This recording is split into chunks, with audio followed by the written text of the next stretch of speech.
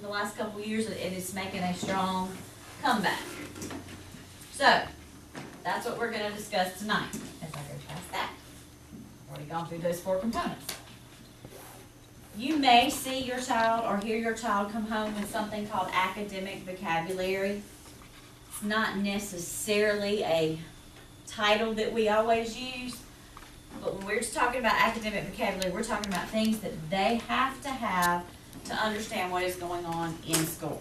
The academic vocabulary we're using this week is theme. You have to understand what a theme is. Some other examples of academic vocabulary would be genre. What is the genre of your book? Cause and effect. Inferences.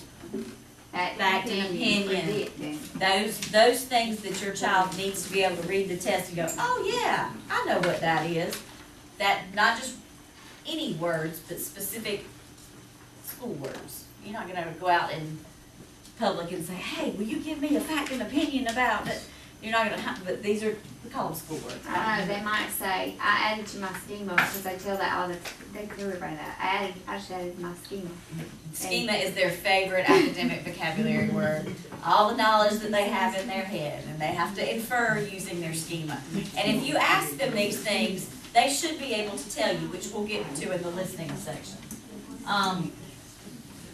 So it is identifying and discussing these keywords prior to reading. And we do this.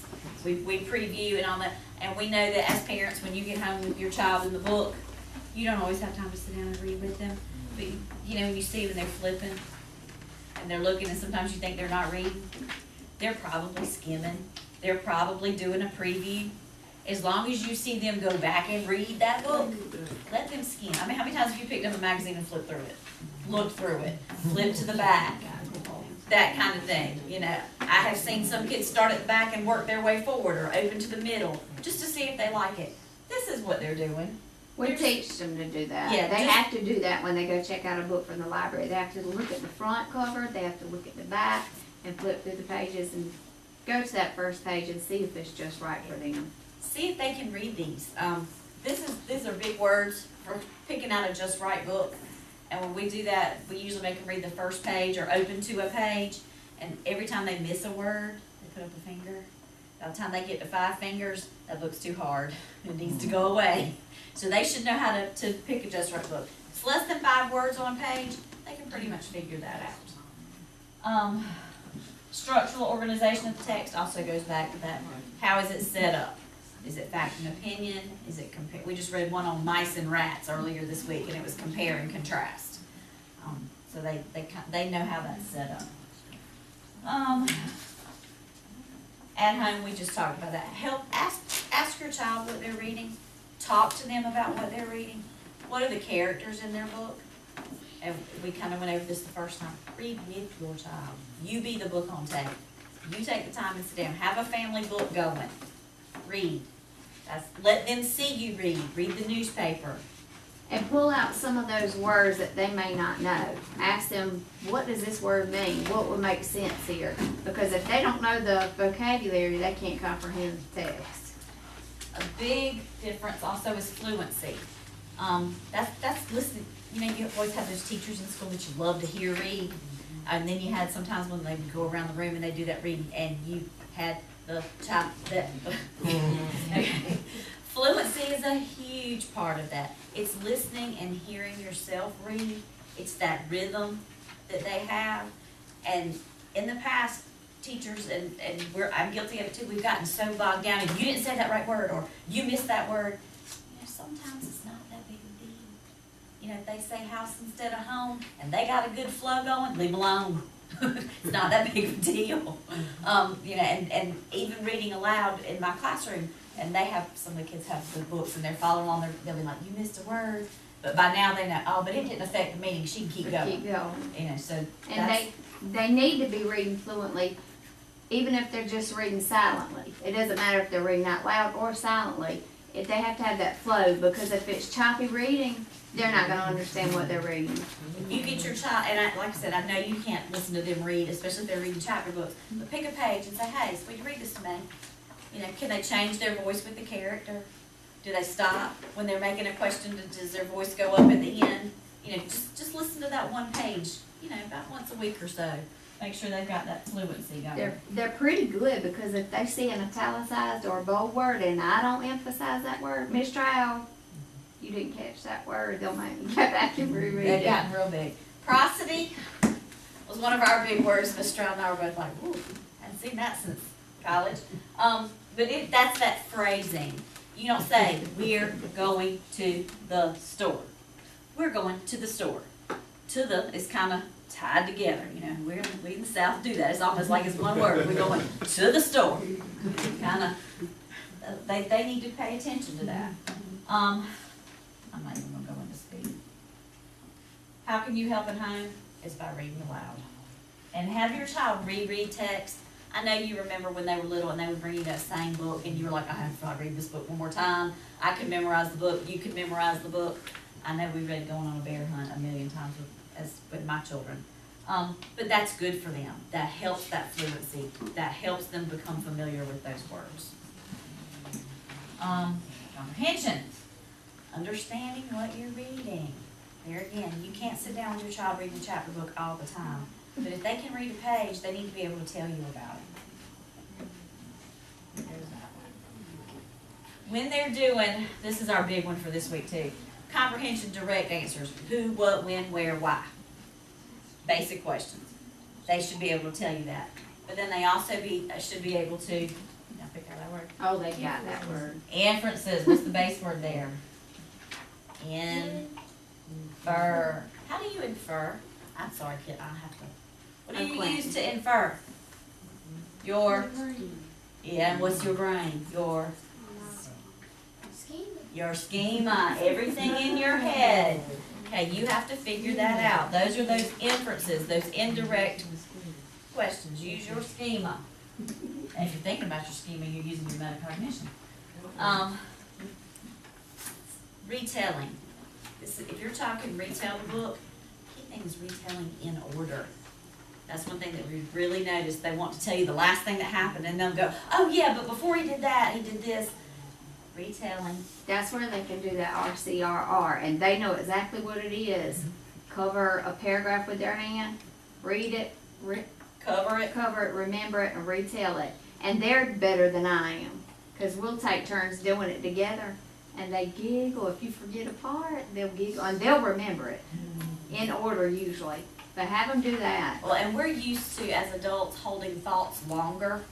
And the more that they cover, you know, after you cover for 1 page, then you can do 2 pages and work their way up to 3 pages. Especially if your child's not reading chapter books. They need to be able to sustain that thought over a period of time. Writing. This is also a big one. We got to be able to communicate. Okay, texting is that falls in this category. Varied sentence structure. Have them put some questions in. If they're writing on their reading log, or this week mine are doing answering questions, have them paraphrase, kind of put together what's going on. Ask them about their writing process. What are they writing in school right now? We just finished spooky stories. We're starting thankful stories. Talk to them about what they're writing. And then let them write at home. That's my favorite one. A grocery list. Put a note in their lunchbox. Have them write you a note. We've started in my room family message journals, and on Fridays, and this is just an experiment, I'm the guinea pig trying it, but the kids write a letter to their parents about the week, and then sometime that next week, the parents have to write them back. You know, so we're trying to get that written communication going back and forth. Thank you notes. Have them write a grocery list. If you're driving down the road and you can't send a text to Aunt Betty who just wanted to know what was going on, let him do it. Let her do it. Let him text.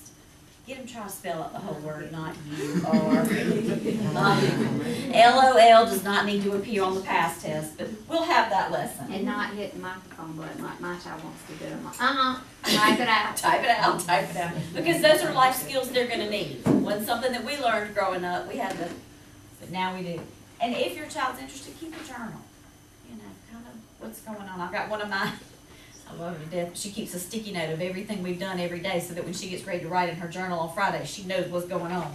She's more organized than I am. The listening. This is the hard one. It's hard for us as teachers, it's hard for us as parents to make sure that you have their full attention when you're talking to them and that they're listening to you. I know we usually all have a keyword. I have 5 and a face. That means I need to see your face. I need to see everything going on, that you are listening to me, and then give directions one step at a time, and then work your way up. Okay, I want you to do this, then I want you to do this, and this. And have them repeat it. And then have them repeat it, especially if they're tuned out, if the television's going, or they're playing that video game and they're not listening to you. This is where they're like, oh, I heard part of it. Or they'll do the last thing you told them to do. If you told them to do 3 things, they'll do just that last one. They weren't listening. And that communication, am I really hearing what you're saying? And sometimes they can say, we've worked on this, we had some teachers that used I care language before when kids were arguing. I need you to say that again, or I heard you say, or this is what I think you're trying to say. And that's that repeating back. Following directions and responding appropriately. Yes ma'am, no ma'am, please, I need more. That answering you is key. That they need to speak to you, because that's not going to work in an office setting or a whatever job. Yeah, I get it. No, they need to respond appropriately. Require that attentive listening. Give steps on that. There's too many slides in this thing. Communicating orally. That's speaking. Make sure that they're getting the ends of their words out. And I know we're all guilty of that.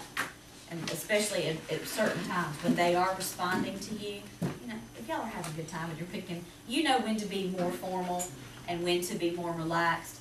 And we have to teach the kids that. I had one just recently. I was like, wait a minute. We're having a good time, but I'm still the adult and you're still the child, and we're not going to cross these lines.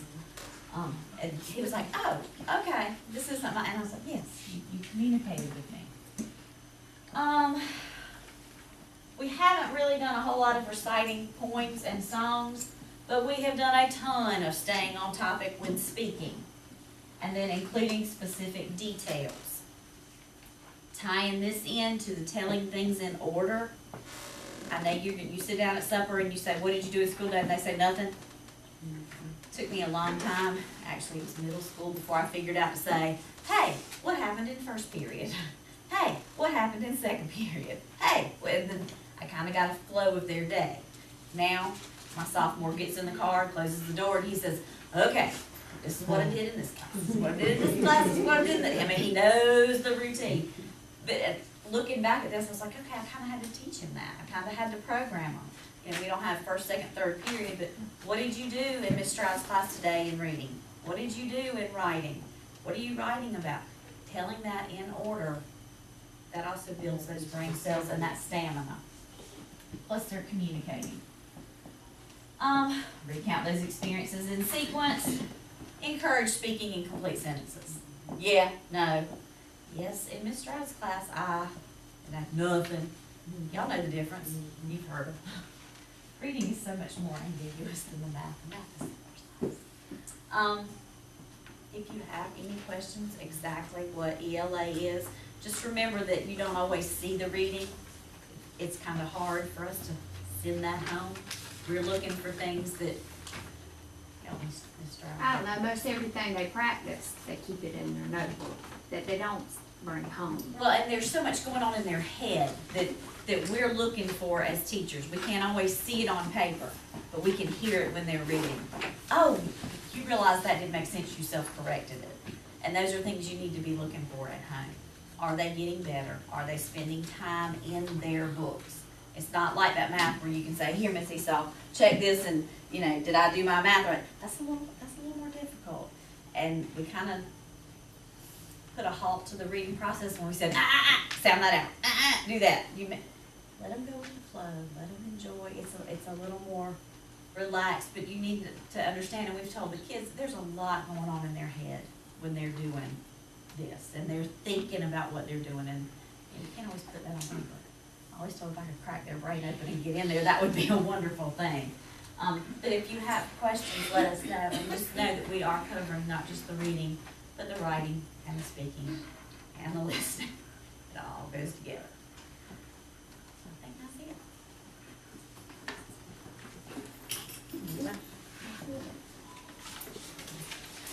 Make sure your child has a good book and that they're involved.